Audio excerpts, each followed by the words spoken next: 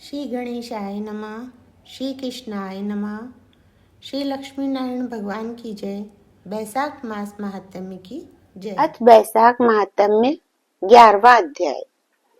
बैसाख मास स्कंद पुराण में सबसे उत्तम महीनों में से एक माना गया है, जिसमें सूर्योदय से पहले स्नान करने से और व्रत रखने से व्यक्ति को दरिद्रता से मुक्ति मिलती है और भगवान की कृपा प्राप्त होती है। अतः सब पापों से मुक्ति देने वाले और आरोग्यता प्रदान करने वाले सब महीनों में श्रेष्ठ बैसाख मास के महात्म्य का 11वां अध्याय। तदंतर राजा मैथिल पूछने लगा, हे महाराज, बैसाख के जो धर्म आपने वर्णन किए हैं वह बड़े सुलभ है और उनसे विष्णु भगवान प्रसन्न होकर तत्काल अर्थ, धर्म, काम, मोक्ष प्रदान करते हैं। ऐसे वेद विहित धर्म संसार से ज्ञात नहीं है। यह क्या बात है, मुझसे कहिए। श्रुतदेव बोले, हे राजन, बैसाख मास के कर्तव्य धर्म प्रख्यात क्यों नहीं है और अन्य धर्मों की संसार में ख्याति क्यों है? संसार में पुत्र, पौत्र तथा धन संपत्ति, सांसारिक भोगों के चाहने वाले मनुष्य बहुत है।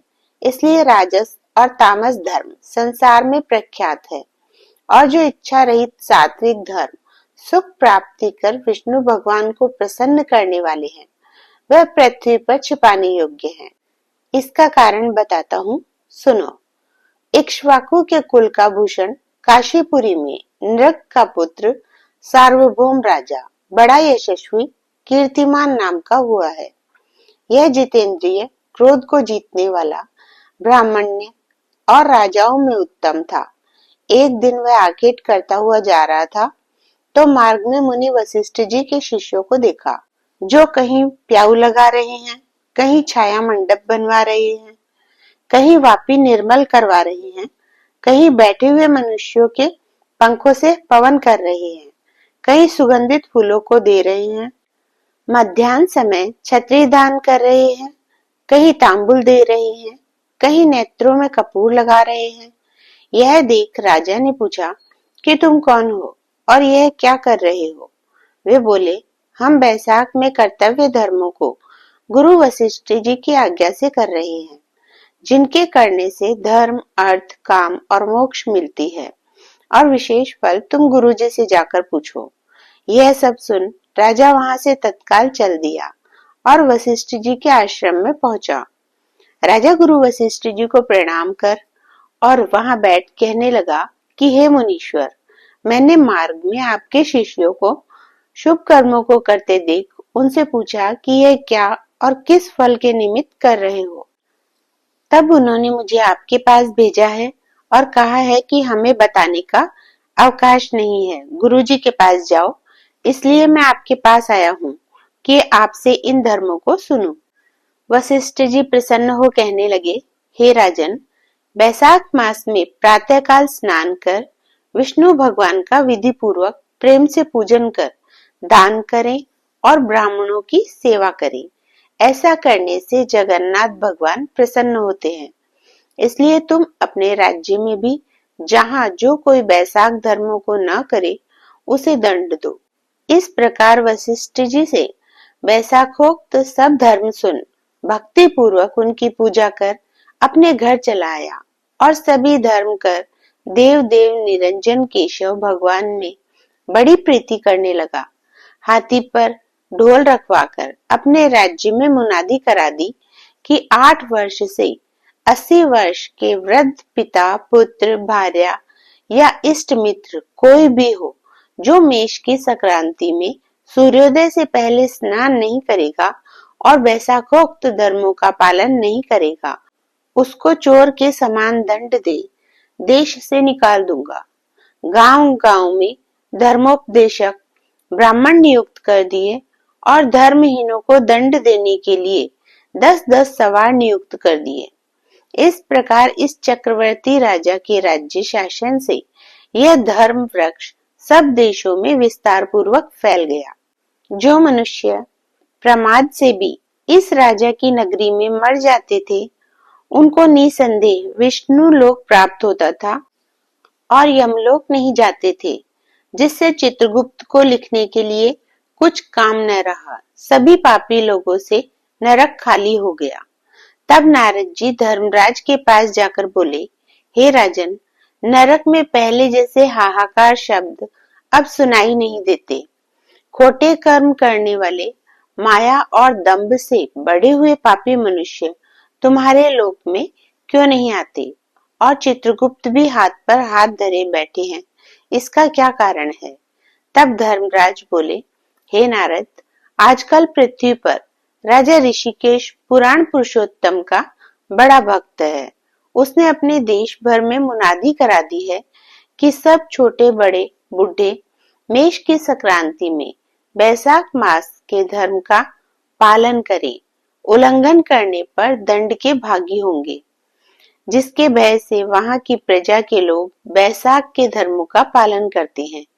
इस कारण उनका मेरे लोक में आने का मार्ग बंद हो गया है और सब ब्रह्म हत्यादि पापों से छूटकर सीधे विष्णु पद को प्राप्त होते हैं। इसलिए मैं उस महाबली से युद्ध कर उसे मारूंगा। यदि वह मुझसे न मरेगा तो मैं ब्रह्मा के पास जा उनसे सब निवेदन कर स्वस्थ हो जाऊंगा। इस प्रकार नारद जी से सलाह कर मृत्यु, रोग, जरा आदि सेवकों तथा 50 कोटि यमदूतों को ले स्वयं यमराज दंड उठा भैंसा पर चढ़ पृथ्वी पर आए और शीघ्र ही उस राजा की पुरी को घेर महाशंखनाद करने लगे। जब राजा ने यह सुना कि यम ने यह पुरी घेरी है, तब अत्यंत क्रोध कर अपनी सब सेना सजा नगर से बाहर आया। दोनों में घोर युद्ध हुआ। राजा ने यम की सारी सेना आदि को जीतकर क्षण भर में भगा दिया, जिससे क्रोध कर यमराज ने अपने अनेकों बाण चलाए और ढाल तलवार उठा राजा को मारने को आया। तब राजा ने 3 बाणों से यमराज के धनुष, ढाल, तलवार आदि सब काट कर गिरा दिए और एक तीक्ष्ण बाण यमराज के मस्तक में मारा। तब यम ने क्रोध कर अपना दंड उठाया और उसको ब्रह्मास्त्र से अभिमंत्रित कर राजा के ऊपर छोड़ दिया। यह देख विष्णु भगवान ने अपने भक्त की रक्षा के लिए सुदर्शन चक्र छोड़ा, जो रण में आ ब्रह्मास्त्र का निवारण कर यम को मारने को उद्यत हुआ। तब राजा सुदर्शन चक्र को नमस्कार कर स्तुति करने लगा कि इस यम की रक्षा करिए। तब सुदर्शन चक्र राजा की स्तुति करने पर बैकुंठ को चला गया और यम बहुत उदास हो ब्रह्मा जी के पास गया, जहां लोकपाल और दिक्पाल बैठे उपासना कर रहे थे। उसने देखा चारों इतिहास पुराण शरीर धारण कर खड़े हैं। नदी सरोवर मूर्तिमान विराजमान है। पीपल आदि सभी वृक्ष खड़े हैं। वापी, कुआं, तालाब और पर्वत सब मूर्तिमान है।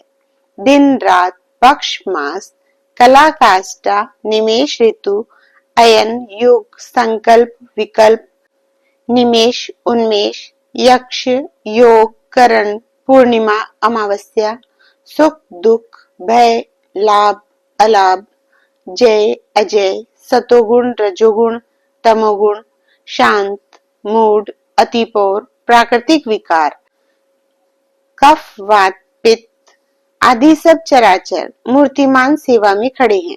उनके बीच में यमराज सेवकों सहित लज्जावान हो मुख मलिन कटे वृक्ष की भांति जा गिरा और त्राही त्राही पुकारने लगा, जिसको देख सभी आपस में अचरज से कहने लगे कि यम के यहाँ आने का क्या कारण है। जिस यम को काम से क्षण भर भी अवकाश नहीं मिलता है, जिसके वस्त्र फट रहे हैं, चित्रगुप्त भी इसके पीछे पीछे ही आया है। यमराज कहने लगा, हे कमलासन, मेरी प्रतिष्ठा भंग हो गई, मुझे खूब पीटा है, मेरे वस्त्र आदि छीन लिए हैं, आपके होते हुए मेरी यह दुर्गति हुई है। यह सुन सभा में बड़ा भारी कोलाहल हुआ। तब पवन ने ब्रह्मा की सलाह से सबकी वाणी रोक दी और यम को वहां से उठाया और आसन पर बिठा पूछने लगा कि यह दुर्गति तुम्हारी किसने की है। तू कुशकेतु, जो सबके पिता है, उनके सामने अपना सब वृतांत कह, वह तुम्हारे हृदयस्थ दुख को दूर करेंगे। तब पवन के कहने पर यमराज कुशकेतु के पुत्र के मुख की ओर देख बड़े दीन स्वर और गदगद वाणी से सत्य सत्य बताने लगा।